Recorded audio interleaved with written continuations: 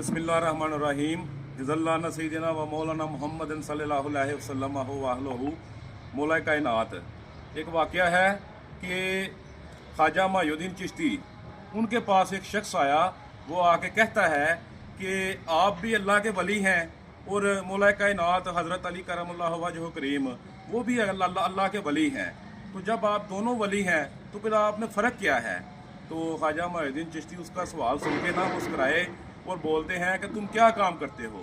वो कहता है मेरी बड़ी ज़मीनें हैं, मैं एक ज़मींदार हूँ। तो उसके साथ एक शख्स खड़ा था।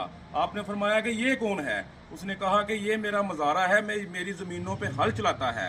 तो ख्वाजा मुइनुद्दीन चिश्ती कहते हैं कि जिस तरह तुम ज़मीनों के मालिक हो और ये तुम्हारा मज़ारा है ना, इसी तरह वलायत के मामले में मौला कायनात जो है ना, वो वलायत की ज़मीनों के वो ज़मीनों के मालिक हैं और हम उनके मज़ारे हैं और जिस तरह ये तुम्हारा हल चलाता है ना और तुम ज़मीनों के मालिक हो, इसी तरह वो जो ज़मीनें हैं ना, वलायत की ज़मीनें, वो मौला कायनात उन ज़मीनों के मालिक हैं और हम उनके मज़ारे हैं। हम उधर हल चलाते हैं और वलायत जो है ना, वो हमें इसीलिए हम कहते हैं कि वलायत मौला कायनात की बारगाह से मिलती है और वो अमामुल औलिया हैं, तमाम औलिया के अमाम हैं।